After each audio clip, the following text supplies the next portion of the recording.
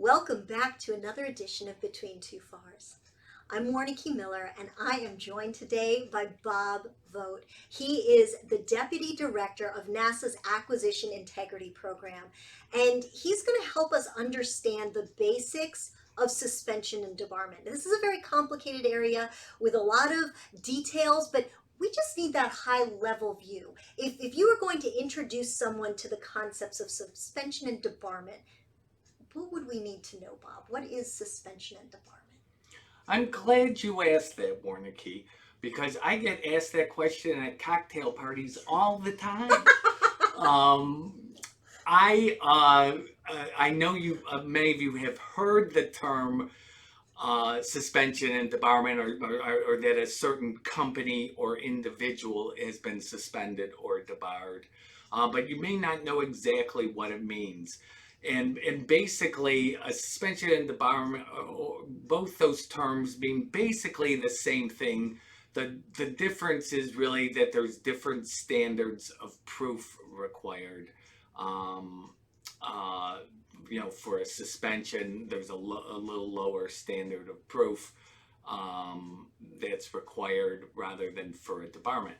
But when we're talking about a suspension or a debarment, we're talking about a prohibition from whoever is the subject of the action, from them getting any prime contracts, some subcontracts, grants, or other types of federal assistance. Now, NASA has a suspending and debarring official. In our case, it is the Deputy General Counsel. Most of the major agencies have an SDO, a suspending and debarring official. They are the ones that make the final determination.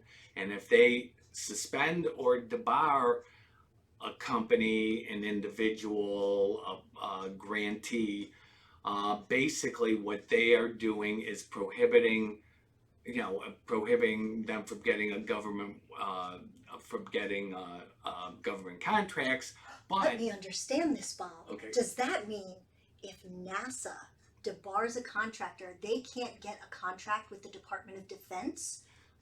Excellent question.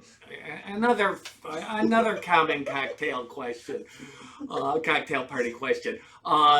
No, actually, if the NASA suspending and debarring official suspends or debars a company, that company is suspended or debarred from getting prohibited from getting any government contracts. It is government wide.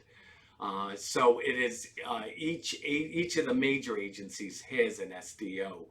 Now, I would note that suspension and debarment is about protecting the government. The purpose of it is to protect the government, so we are only doing business with responsible and reliable contractors, individuals, grantees, what have you.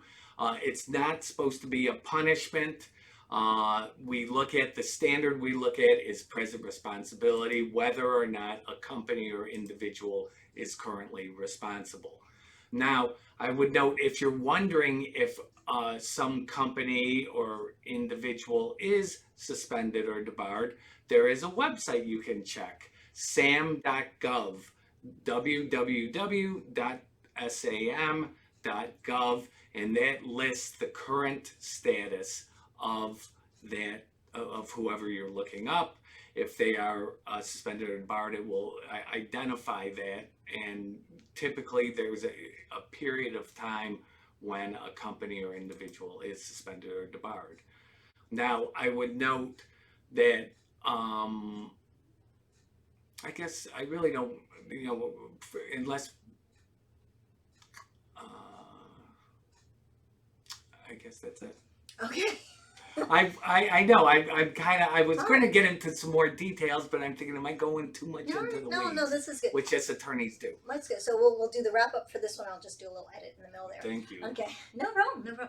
So that sam.gov is a very important website to remember, and you should check it before you award your contracts, as every contracting officer knows.